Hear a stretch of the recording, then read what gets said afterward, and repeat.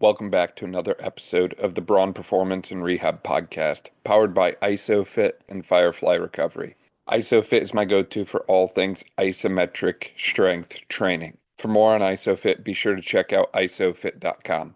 Episodes like this are made possible by Firefly, the official recovery provider of the Braun Performance and Rehab Podcast. For more on Firefly, be sure to check out recoveryfirefly.com. This episode is powered by Dr. Ray Gorman, founder of Engage Movement. Learn how to boost your income without relying on sessions. Get a free training on the blended practice model by following at Ray Gorman DPT on Instagram. Joining me for a second time on the podcast today is James Johnson. James is a doctor of physical therapy and bodybuilding specialist in particular. And James and I take a different tune compared to our first episode, diving into bodybuilding in depth. Today, we talk more about James's career and transition and his addition of online offerings and more of a blended practice model, if you will. We talk about this in relation to advice for other clinicians and coaches and other individuals in the space and how this is actually a potentially better system for the patient and you as a clinician. Phenomenal episode with James. I really appreciate his time, and I know you're going to love this one. Enjoy. James, welcome back to the podcast, man. As we were just talking about, a lot has changed in the last year, man. But one of the things I still know you very well for is obviously the bodybuilding space and just having this very unique skill set and knowledge base within bodybuilding and rehab that way. But obviously today, excited to talk about some of the other amazing things that you've been doing lately. For people who aren't familiar with you, would you mind filling me in a little bit about who you are and all the great stuff you've got going on, man? Yeah, absolutely. So, James Johnson, I practice right now up in Rochester, New York. That's where I'm physically located, but like you kind of hinted at, I do a lot in the online space, whether that's performance coaching, bodybuilding coaching, or like remote injury management for clients, consulting, all that fun stuff, right? So, I like to stay busy in a lot of different realms. It keeps me active, keeps me on my toes. Sometimes it's a little bit stressful, but yeah, I think that's probably what we'll end up talking about is like how that all melts together today. But yeah, like you hinted at, my main demographic is a bodybuilding or strength-based athlete, just because I'm active within that world. And obviously, if I can walk the walk and talk the talk, it makes sense to come to me when you're injured because I know what you kind of have to do to get back to the stage or back to the platform. And then obviously, if you can do that, the team sport atmosphere is, we're understanding how to rehab those things as well. It's similar principles, different sports requirements, all that. So, I handle all of it. But I very much take a blended approach with everything. So while I'm in the online space and I have a physical presence, it's no longer a separate entity anymore. And I think that's becoming more and more common where you have, even within the commercial practice, like remote therapeutic monitoring, where you assign, it's no longer the paper home exercise program. It's let's get you on our app and we'll build you out some like truly customized programming and I'll see you in a month, right? Because at least with the individuals I'm seeing, many of them are very independent and very autonomous. So they don't need me holding their hand to show them how to deadlift, other than like maybe let's break things down once or twice to make sure we're not missing anything.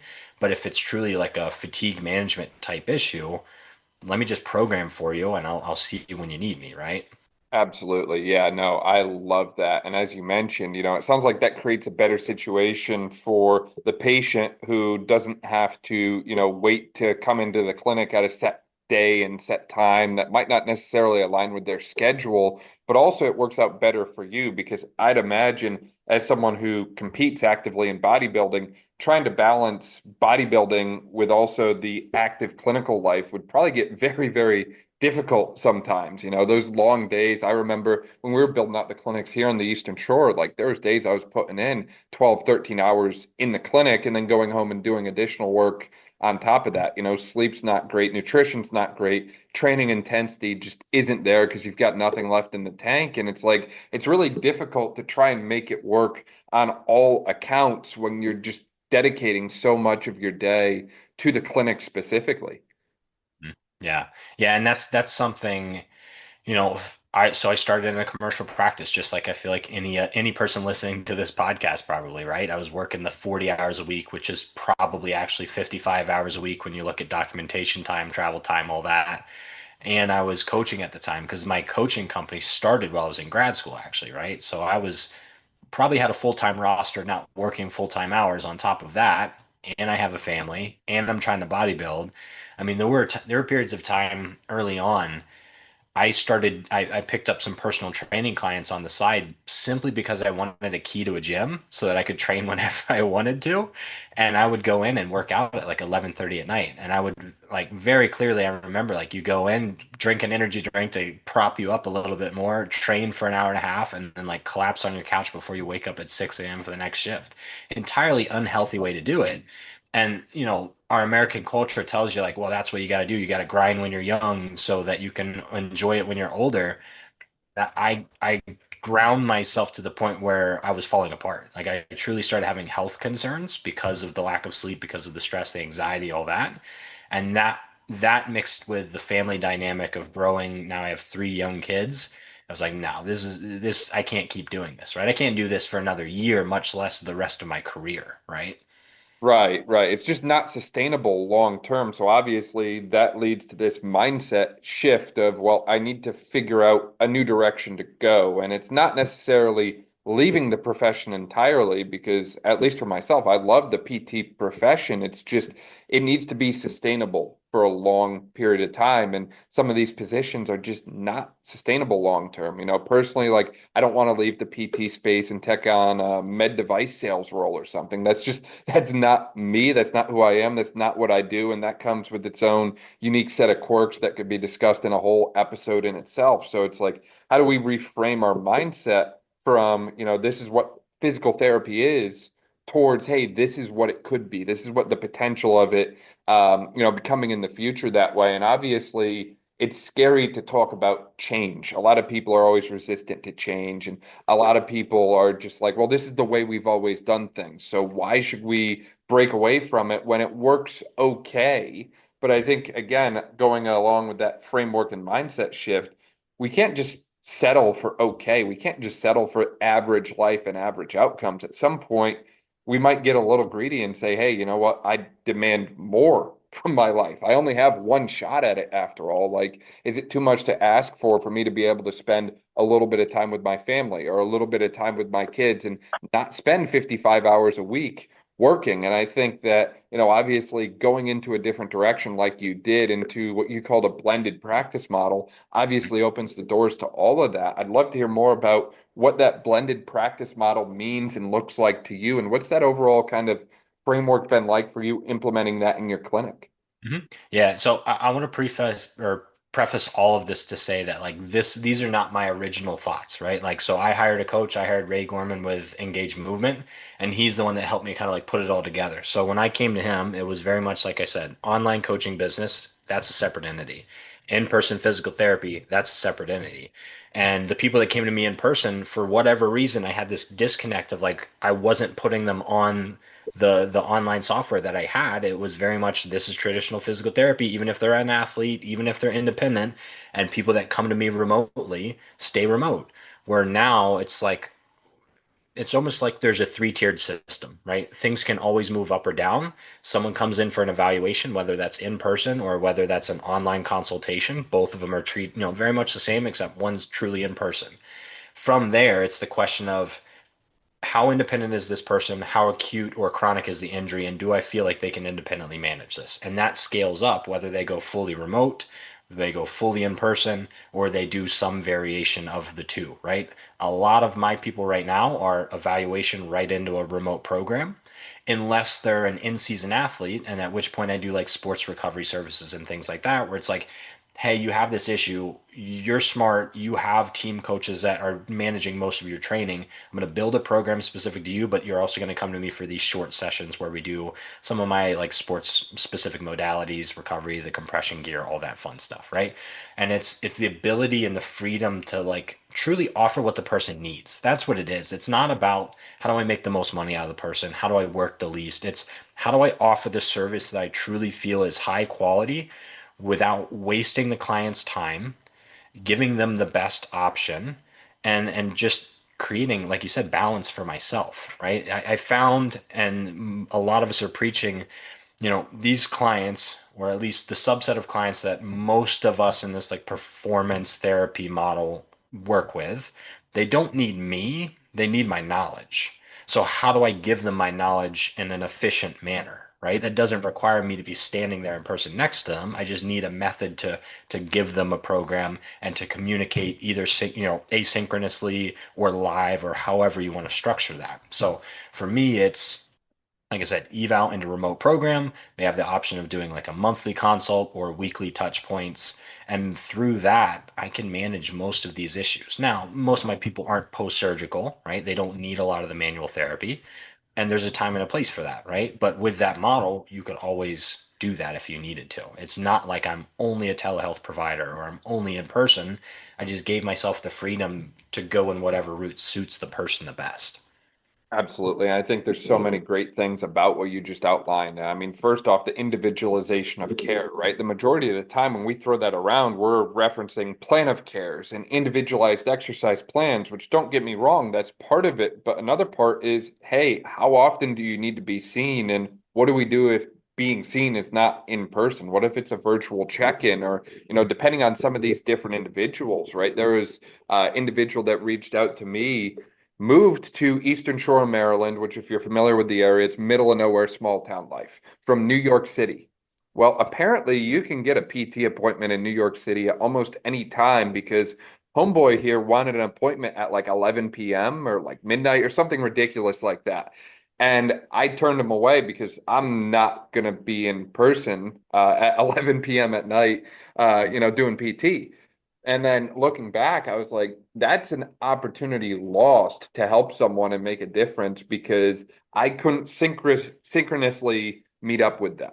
But what if there was a way, somehow, some way, that we were able to meet up asynchronously? Or again, could I have provided something to them through a different avenue of services that way? Is there a different way that we could have made it work? And it's like, trying to reframe our mindset from, well, if we're not in person, it's, not good enough or whatever, to, again, a lot of people, as you mentioned, can manage their own conditions. So how do we make it work in a different kind of setting or a different kind of scenario? And I mean, I think if, COVID in that era taught us anything, it's that we can still provide really high quality services and interventions to people without being physically right next to them and right there. And, there's a certain point where I almost think some of the in-person services go a little bit too far. And what I mean by that is like, some of these athletes don't need you cueing every single rep. Some of them don't need you giving feedback on every single rep. If we want to promote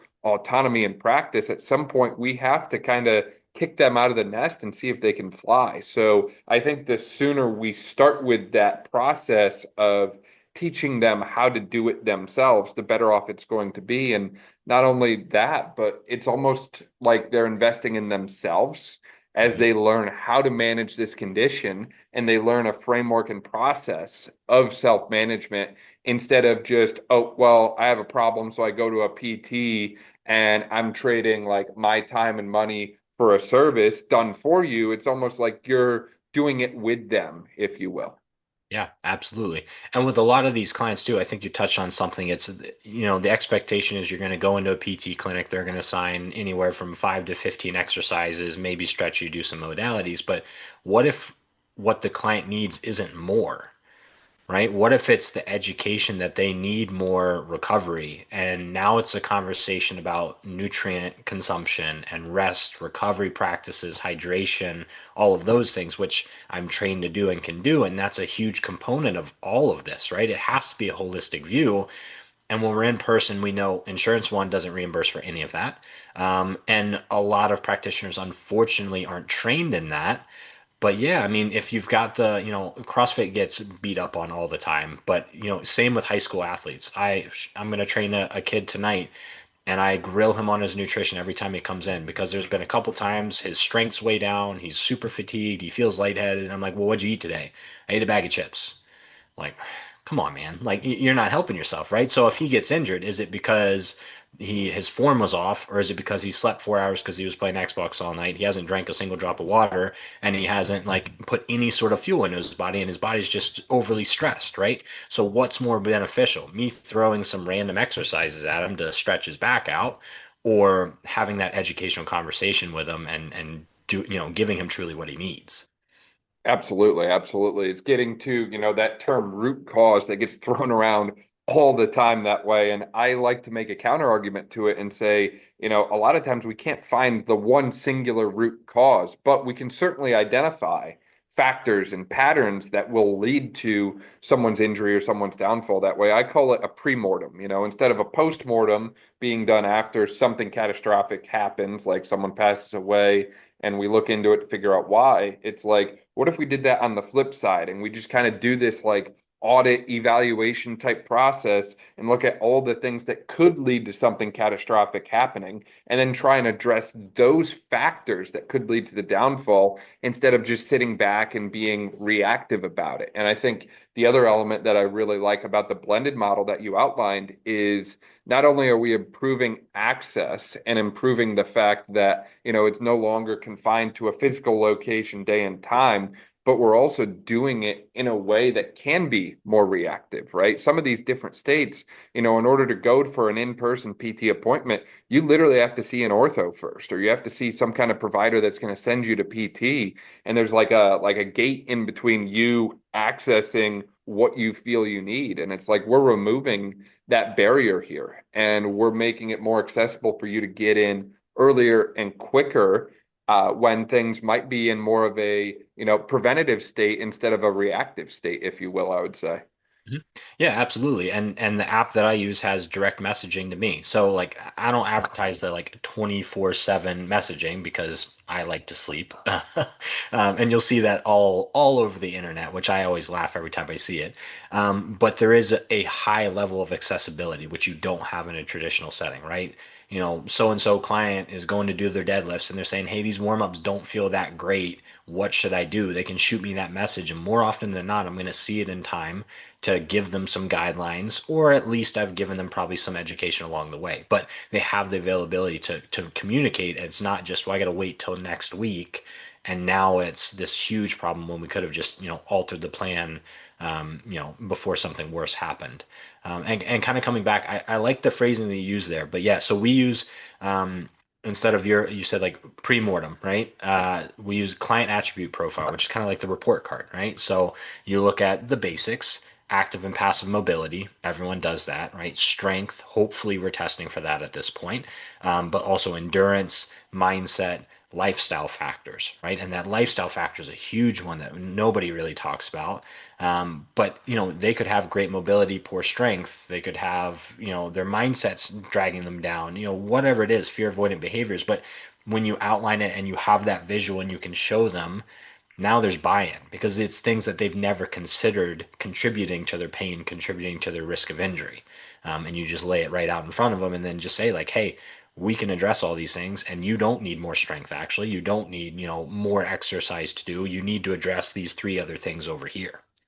Was it a huge like mindset shift or paradigm shift for you to go from being able to put physical hands on someone and assess all of those things in person to possibly having to assess those things without, ever seeing the person in person, for lack of a better way to put it, right? Like, I feel like, at least for myself that way, a lot of the PT education I received was about how you assess someone when you're physically there, right? Manual muscle testing, range of motion assessments with tools and so on that way. And obviously, you can still assess those when you're not in person with someone virtually, but it's a different kind of like mindset than what you've been taught. So, what was that process like for you, kind of shifting gears from being in person when you're able to assess some of those things to being possibly remote when you do them? Yeah. So I'll flip a question back to you and then I'll answer that. I got to be snarky first, right? So which is more accurate for a highly active, fit, young individual for strength testing? A manual muscle test in person, or you get them doing a 3 rep max squat and send it to you, or a single leg squat, for repetition maximum, right? Those are all things that they can video and send to me, and I can assess their form, and I can see how much load they handle it, and I can see how they execute it, and any compensations, right? So I don't have to be there. I don't have to have my hands on them. Same with mobility. Again, more often than not, my clients aren't acutely post-surgical where exact measurements matter a little bit more, but I can look at them, have them go through some specific movements either live with me or send over a video, and I can see if there's asymmetries, but compared to the contralateral side. So I don't need to know precisely is it 3 degrees different to know that there's a change and there's something different there. Absolutely. I mean, to your point, I feel like your rep maxes or even what I call rep match. I do that a lot with isometrics. It's like, hey, how long can you set up a timer on your phone and hold a side plank? How long can you hold it on the left side? How long can you hold it on the right side, right? It's, in my opinion, way more accurate and tells me more than the manual muscle test. It's something that, as you mentioned, people can do on their own. And the other piece, going back to the asynchronous element, you don't even need to be right in front of them on a Zoom call or something when they do that, right? Like they can literally send you the video and then you're just interpreting what the results of that are and what it means to them and how you're going to proceed moving forward from there, right? It's a different way of thinking and it's one that I wish was promoted a little bit more early on because I think that even if some of these things were implemented clinically, right? If we assess strength with more than just a manual muscle test and I know I'm not the only one that feels this way. It's like what more could we get out of that? And again, what is the manual muscle test even telling us in the first place? And what are some of those like small, minute range of motion differences telling us? Because I feel like a lot of times in the PT space, we end up chasing 20 different things that maybe we don't need to, and maybe we get distracted by all these smaller little things that we pick up on evaluation. Not to say that they don't matter, but like if someone's hip extension range of motion is 1 degree different, I'm not going all in on hip flexor stretching like some people might. And if someone's like a 4 out of 5 on one side and a 4+ out of 5 on the other side, I'm not losing sleep over that level of difference. Like I think sometimes we just major in the minors too much, and the more we can streamline this assessment process through some of these strategies like you outlined, I feel like the more efficient the entire process becomes because we lose a lot of that extra fluff that we all like to add in there. I mean, I'm guilty of it myself. It's like I'm sure there's a lot of stuff in my programs that doesn't need to be there, but it's just kind of like force a habit in our Mm-hmm. profession, I feel. Yeah. Yeah. And I truly believe that a lot of those findings, if you're building a comprehensive, well thought out program, whether the client's injured or not, a lot of those things will be cleared up, right? That like 4 versus 4 plus. I'm hoping you have some sort of unilateral training in your lower body training. And guess what? Given enough time in a pain free or pain minimal environment, it's going to take care of itself, right? So you don't have to, hey, we're going to do 5 sets of single leg extension on the left and 3 on the right. And like, no, just let the body do what it needs to do and let it catch up. But yeah, to come back to your original question, it wasn't a hard transition for me. But again, that's simply because I was already doing so much online coaching. And it was just the idea of like now I'm doing it in a more clinical side of things. So just kind of like revamping the thought process a little bit. But yeah, like I've never been someone who was very much manually biased. I've very much been strength biased just from my background. So I might be the prime candidate to do this a little bit. What advice might you offer to someone who maybe doesn't have that same background, that's curious about the online side of things, or maybe they want to take the leap, but they don't have that same background knowledge base and skill set in kind of, making it work on that remote side or making it work with a S&C kind of background that way? What advice do you have for those kind of individuals that want to take the leap, but don't have some of those other prereqs like you mentioned? Yeah, I mean, so the understanding that you probably are more educated than you think you are, even if you haven't practiced it, you understand hopefully like the foundations of strength and conditioning, and you can learn them very easily. There's a lot of resources out there, and that it doesn't have to be super advanced and super intricate, right? Especially for the general population who just needs to move more. A lot of what we're doing is like, hey, let's minimize the painful triggers. Let's, take care of the low hanging fruit and let's keep you consistent with some sort of exercise routine, right? Like maybe that's distilling our practice way too much, but for the general population, how many clients fit that mold where like they just need to be a little bit more healthy and a little bit more active and they're probably going to be okay, right? So for that provider that doesn't have a really strong strength background, you're probably okay because you're probably not going to be working with the athletes that need that level of minutia anyway, right? And then yeah, just you got to start somewhere, right? I firmly believe in imperfect action. So long as you're trying to do your best, you're gonna evolve. Like how I coach now is entirely different from how I started coaching in 2017, and that's how it should be. Just like we continually learn our clinical practice with continuing ed, you'll learn how to do this more efficiently as you go, or hire somebody to streamline the process, right?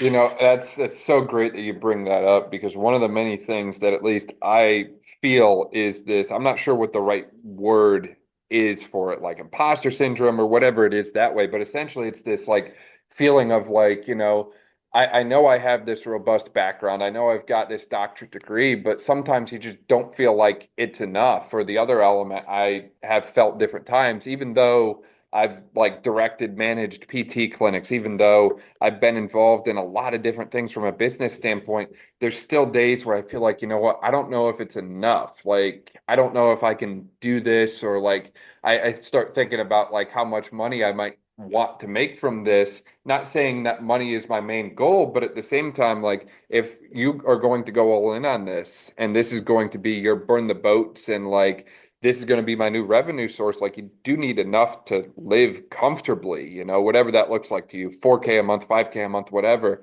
And I feel like that imposter syndrome or whatever the heck the technical term for it is, comes about a lot that way. Is that ever something that you felt during this process at all? And if so, how did you overcome that? And what were kind of those things that kind of kept you persevering forward? I don't think it's a bad thing to have imposter syndrome. I think that shows a lot of positive qualities about an individual. Because I mean, if you're familiar with like Dunning-Kruger, right? Like I'd rather someone have imposter syndrome than fall trapped to get Dunning-Kruger effect, right? Where like they think they know everything and they're missing so many things. So imposter syndrome tells me that like you're someone who is critical of yourself. Hopefully it's in a positive manner and you're going to continue to learn and take, advice from other people around you and become a better practitioner because of it. Um, you know, I don't let it stop me because one, I know I mean, I not to discredit anybody, I graduated in a class of 40 and there was probably a third of those individuals that have never stepped foot in a gym, right? So is my knowledge better than theirs? Yes. We have the same degree. Okay, so I can probably do a better job than that, right? And it sounds a little bit pessimistic or cynical or however you want to word it, but that truly is the way it is. There are great people in this profession and there are people that probably aren't doing a great job. So I need, or at least I take the view that my clients need me to do what I'm doing because there's such poor quality care out there, right? You're, saving these people from bad PT. Which, maybe maybe that's a little bit extreme or a little bit dramatic, but it is a way to think about it. So yeah, and it's an ongoing journey, and it requires a lot of just, I think, not self-confidence necessarily, but you just got to do it, right? And know that you're doing it for the right reasons, and just hope that that's enough.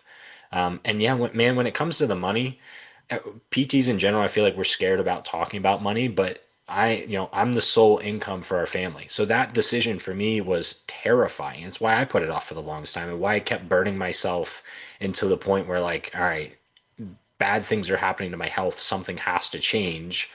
And this blended model, this hybrid model is the perfect safeguard, right? Because when you're doing purely in-person visits, Ray talks about you start at zero every single month when you're doing that, right? Because you have no recurring income. You have your bank account starting at zero, right? Bills are going to come out. If you don't have anybody on the books, you're not making any money. When you start offering those continuing, the remote coaching, the, injury management monitoring, however you want to word it, that's a recurring revenue system. That's a subscription based system for most people. So you never start at zero. And the more you build that, the less you have to do in person. So it gives you that time freedom and that time flexibility. And I don't want this to come off sounding that like my goal is to work as little as possible and make as much money and just scam a bunch of people. But like to a degree, I do want to find that balance. And what it really affords me is not necessarily time freedom. It's the ability to choose when I do work, right? Because it's asynchronous, I can say I'm not going to work Monday mornings and I'm going to take my Friday off and I'm going to condense all my online client check-ins into, Monday night through Thursday. And as long as I can make that work, That's fine. I'm working and I'm working very hard. I'm probably working as much as what I was, but it's for myself and I get to choose when I do that work. So if my daughter's sick, I take the day off. If we want to go on vacation, guess what? My laptop comes with me and I'll make some sacrifices. And yeah, it's just the flexibility and the fluidity of it all is what really gave me happiness in the profession. Quick break because if you're a rehab professional sick of burnout, this could be your answer. Engage Movement's blended practice model is a proven system built by Dr. Ray Gorman, a PT who walked away from the 55-hour-a-week grind and built a blended practice model that doubled his income while working less than 25 hours a week, and he didn't have to rely on the traditional way of selling sessions to do so. It's all about blending remote and in-person services, stacking monthly recurring revenue, and building a business that finally supports your life, not the other way around. This model isn't just theory. Real providers, including myself, are creating lives of freedom and flexibility without being tied to their schedule. And as a listener, you get free access to the complete training. DM my name, Dan, to @RayGormanDPT on Instagram and receive your free breakdown on the model. Absolutely. And I think that's something that, to your point, if you're in person only, there's just no way to get there. Mm-mm. Even if you do have some kind of subscription-based thing open, even if you do have some kind of like cash-based practice open, there still has to be a exchange of time for service in person in a physical brick and mortar location with someone there.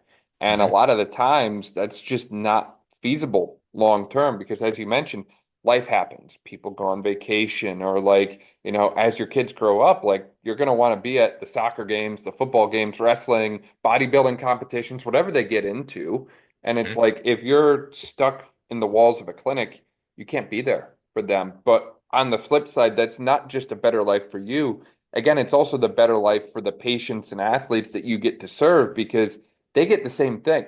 They don't Mm-hmm. have to, bend over backwards through their schedule to find a time that fits your schedule and their schedule to come in person anymore. Mm-hmm.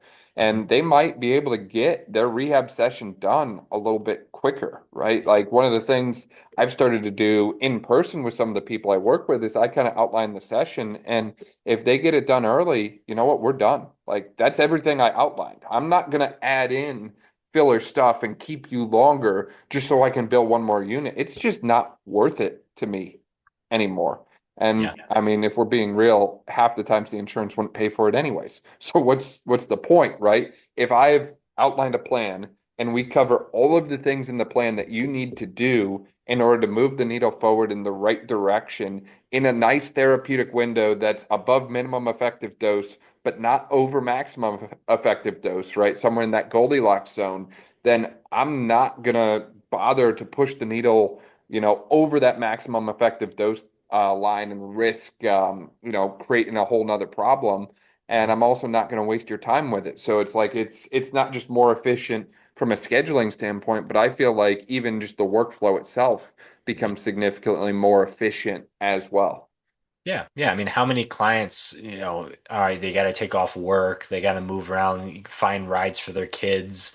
If I can program something that they simply do in the time that they've already allocated to be at the gym, that's a no-brainer for me, right? Like it saves them time, saves me time, they get what they want, and I get what I want, right? Because I can sit here at my desk and do it all instead of having to, go into the clinic every single morning at 6 a.m., throw my khakis on and be uncomfortable all day. Absolutely, absolutely. And you mentioned that family was like a main driving, motivating force for you to kind of go this route. Was this something that's always been like in the back of your mind about like making a jump towards more of the virtual space? Or was this kind of just like something that came about after you've been in the profession for a while? Because I feel like now clinicians that are younger and younger are getting more interested and intrigued by the virtual side. And some of the clinicians I've worked with who have been in the field for 15, 20 years are just so overwhelmed by it that they don't even know where to start. So, where did the kind of idea to even get into the virtual side of things come from? Yeah, I mean, it was always there and growing, right? Like since I started the online coaching in 2017, the goal was to continue to grow that roster to a degree where it was much more sustainable. But I don't think it really crossed my mind that that could be the lead source of income or even the sole source of income. But somewhere along the line, it started to be just because, price increases, increase in quality of services, increase in number of clients, where towards the end, I was making as much, if not more, on my online coaching than I was my staff salaried PT job, partly because reimbursement in New York is terrible, therefore salary in New York is terrible. So if I was working somewhere else, that probably wouldn't be the case. But that actually helped the conversation as well with my wife. But yeah, when you start to see those numbers increase and the side gig is no longer a side gig, something has to give. And the upside and the potential of growth in a remote market, one, for your time and the time efficiency, and two, for just like how many people you can help, right? Like when you're online, you have a global market versus what's the upside of me and my salary capped commercial clinical practice. Maybe I'll get a 3% raise every year. Maybe wasn't happening at the time. So it's like, what's the upside on this job versus that job? And that's where the decision really came to, like, something has to give. As long as we're making enough to cover the bills, I'm gonna bet on myself, and I always will bet on myself.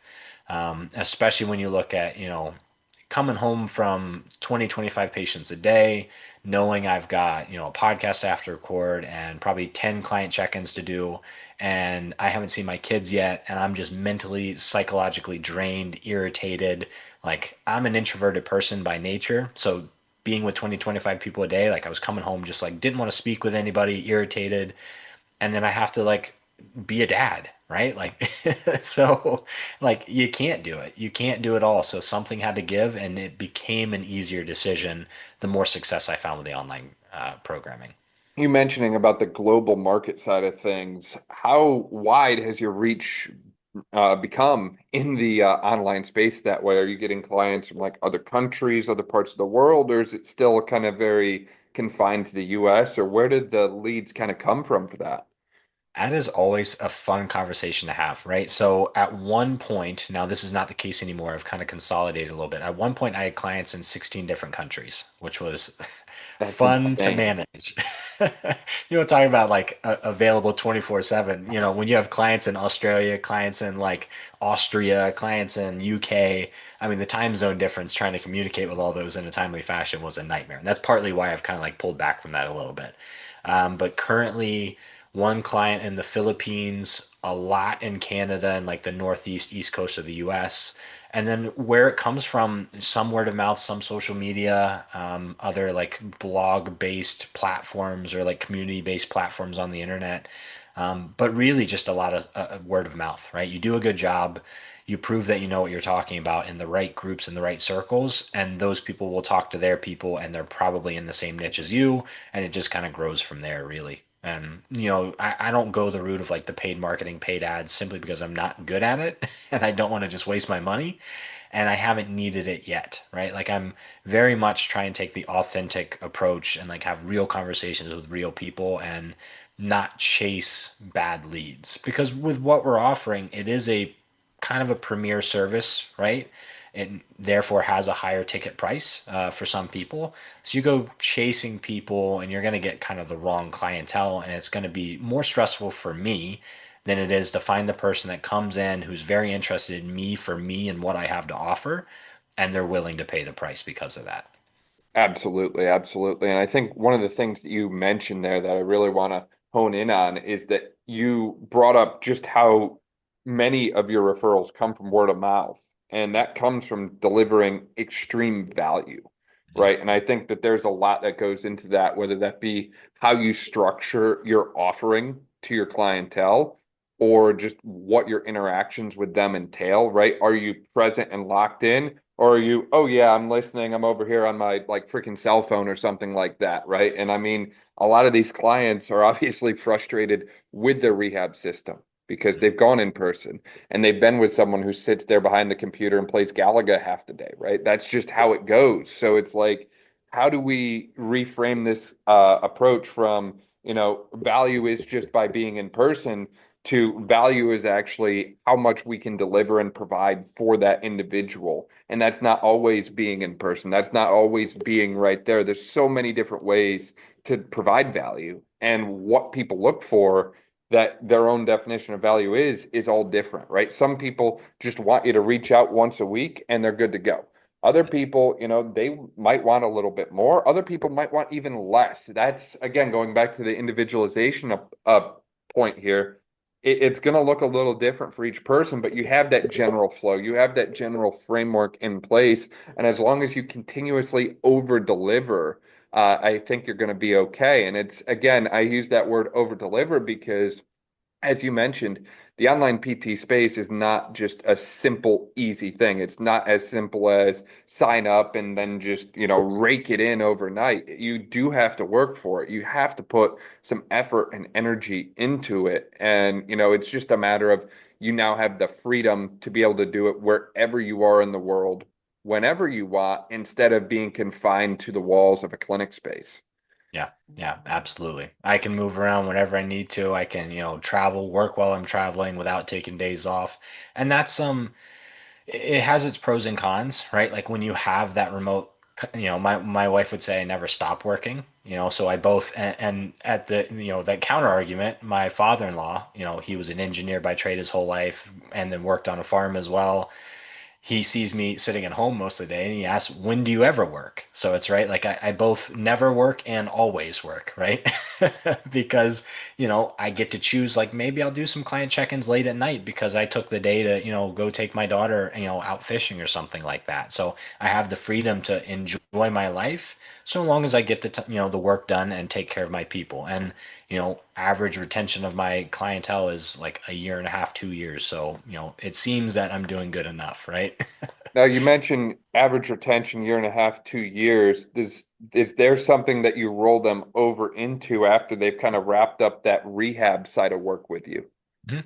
I like to view rehab and training as the same continuum, right? It's one large timeline, right? So more often than not, if someone comes to me injured, they're within one of the realms that I'm normally performance coaching for as well, and they'll just go straight from the rehab into their performance coaching. That's not everybody. There are some people that come for one specific case and then they go back to their like team sport or whatever.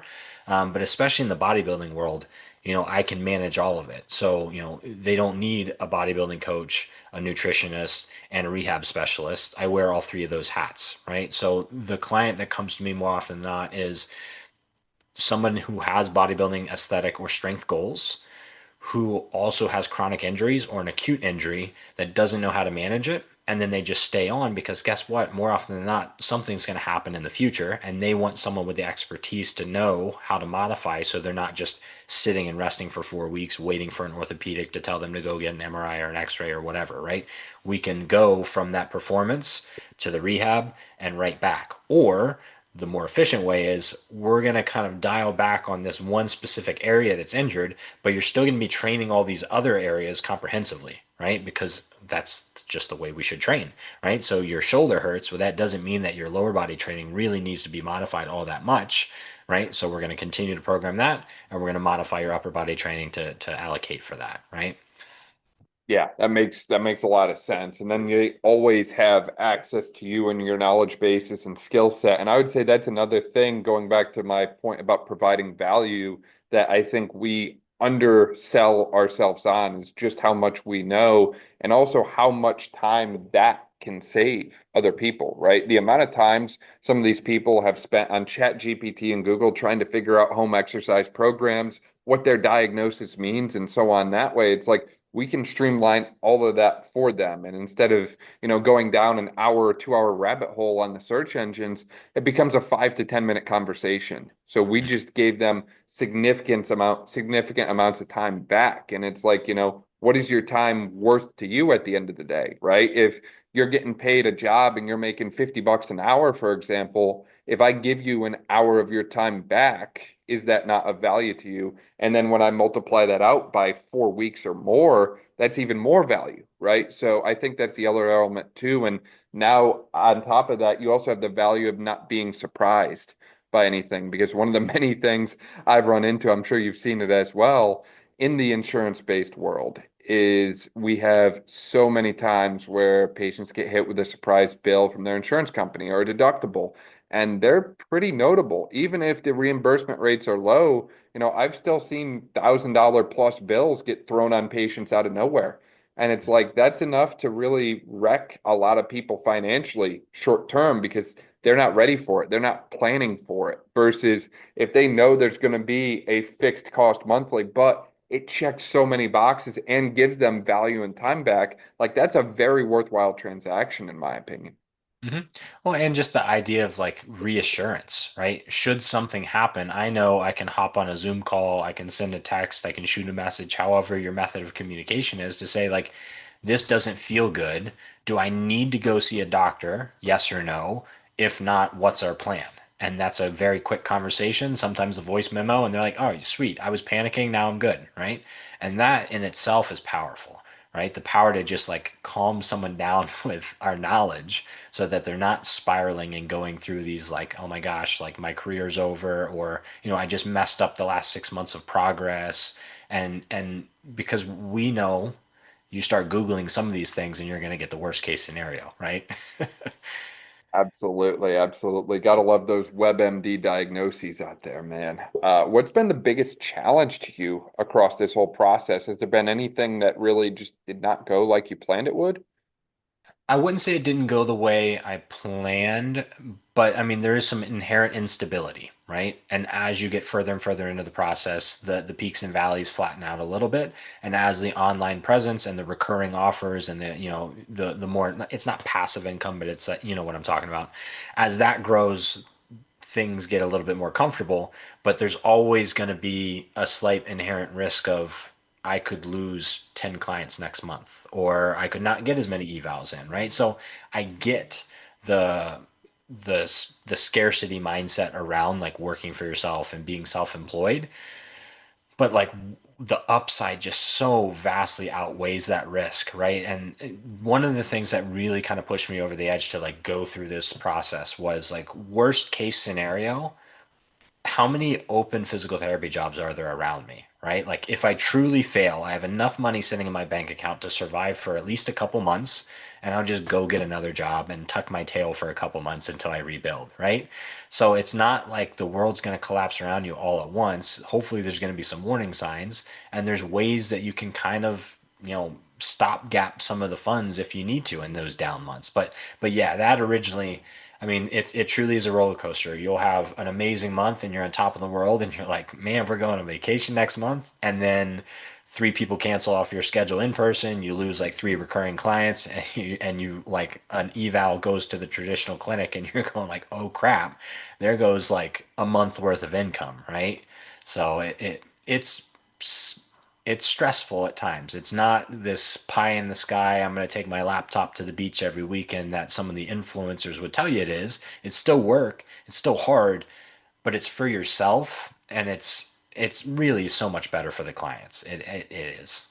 Yeah, exactly. It's there's hills and valleys with it. There's times where it's like it feels like the floodgates are open and you're struggling to keep up, and there's other times where you're just kind of like, I hope something happens really freaking soon because we need it. We need it. And I find the same is true from the clinic standpoint.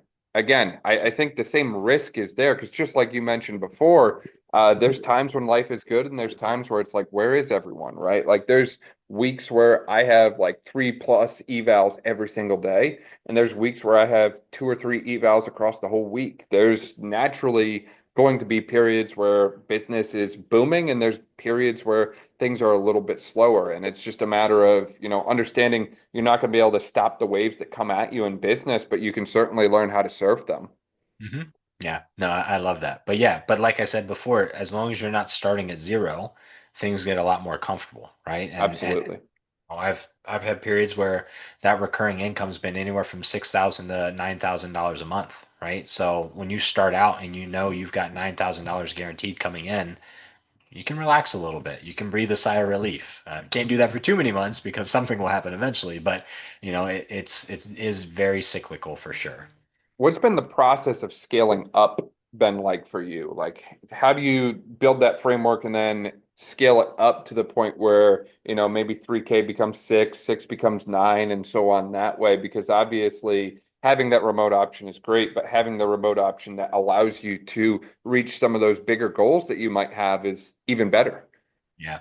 I mean, the first and easiest thing, but also like the thing we all get kind of icky about is you have to charge what you're worth. When I first started coaching, I mean, keep in mind I didn't have the experience I have now, so it was justified to charge less. I think I was charging like $50 a month. I'm not charging that now, because I have over a decade of, or close to a decade of coaching experience, have been a PT, OCS, all that fun stuff. So like there's not many people doing what I do with the experience I have. So you got to charge your worth. But the biggest thing is the time efficiency of your processes. You have to build systems where you're not spending 2, 3 hours on each client every week because then you're handcuffed, right? Like you just can't have enough volume to make it work, even if you are charging a premium.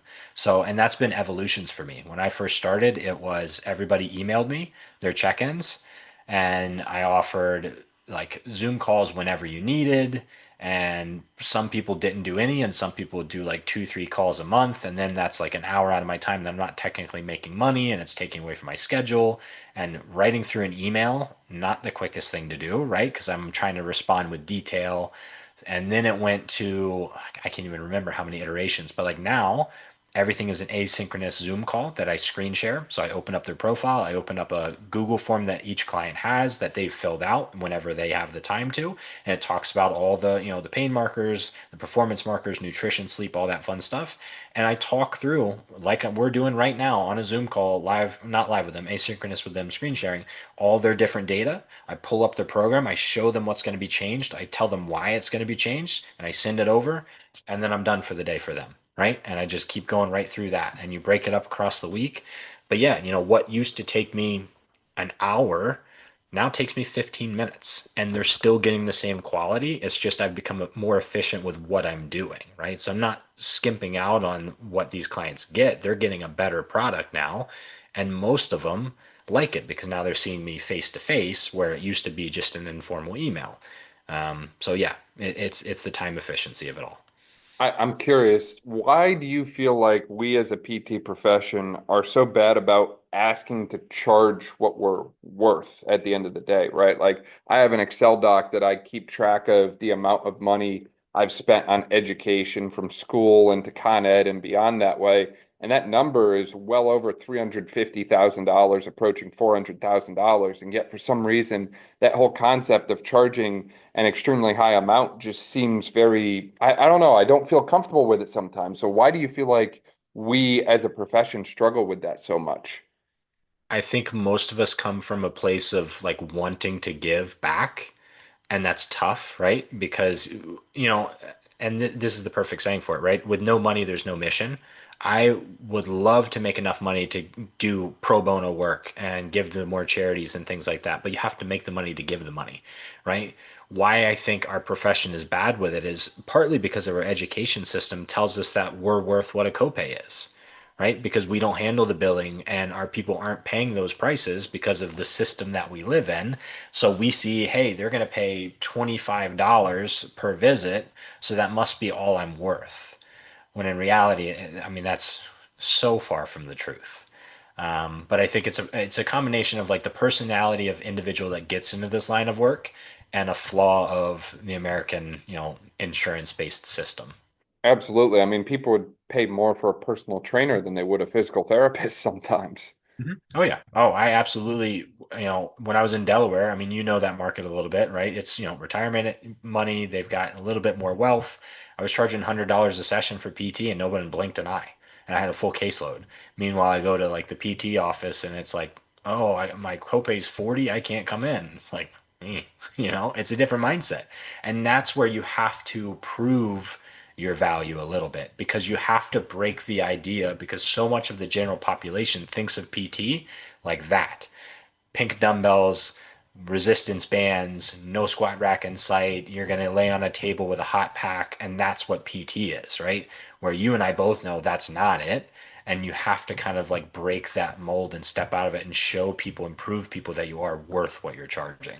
Absolutely, absolutely. And I think that, again, as we've talked about today, it's a never-ending process. It's not an easy process, but it is one that is extremely worthwhile if you're willing to make the jump and take the leap and go all in on it. And I think that's the other piece too, is you have to be willing to push your chips in on this. You can't just kind of like dabble a little bit and beat around the bush, like you do have to commit to it. It takes time. It takes effort. There are people that hit home runs on their first swing, and there's some that, it takes them a couple innings, and that's perfectly okay. Just know that you have to put the work in and you have to commit to it long term.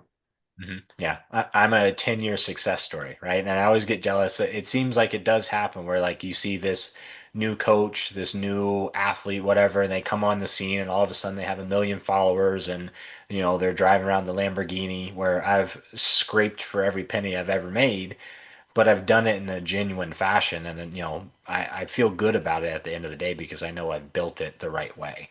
Absolutely. That's the best thing is, knowing that you can sleep well at night and that the character box is checked that way, man. I feel like we could probably talk about this all day long. And I mean, huge hats off to you for the success that you've experienced and this journey that you've been on, James. Is there anything we missed or anything else you want to kind of close out on in our discussion today? The biggest thing that I want to come back to is like there is a lot of fear of the unknown for anybody. I'm the prime example. Like I said, I've got three kids. My wife's a stay-at-home mom. My income is our income, right? So if I fail, the family fails. So for me to make this decision was not an easy decision. I don't regret it whatsoever. I do think it's going to be a lot harder if you don't have someone helping you, right? Like I said, I was doing it myself and scraping by and trying to figure things out. The moment I hired a coach, things just got easier because you have someone to bounce ideas off of, you have a system in place, and once that system's there, it's efficient, right? And the efficiency is what saves you because now you're not, you don't have to go find people, people come to you, you don't have to guess and check. It smooths out all the errors. So while it is a scary thing to do, you're investing in your future and you're investing in your family's future. And end of the day, you have value and you have knowledge, regardless of if you haven't, accessed that yet or shown it off to your fullest extent. Absolutely. I love that. I love that point, James. For people who want to find out more about you, check you out online, see your podcast, all the things that way, where can they find you at? Yeah, so the best is just Instagram, J period Johnson period DPT. That's linked to my business profiles and all the other fun stuff I'm involved with. So yeah, super active on there. At least conversationally in stories. I don't post as much as my, marketing people probably think I should, but we make it work. So yeah, I'm always there. And if people have questions, I will hop on a call with them. I'll, send over voice messages. I'll DM back and forth. I very much enjoy kind of giving back to the community and helping other people do that. Absolutely. I love that, James. Really appreciate your time. We'll link to all of your social links in the description below, too. That way, if you didn't quite catch them, you can just click there. Great to chat again. And seriously, dude, congrats again on the success and everything you're doing. Thank you. Thank you for having me back on.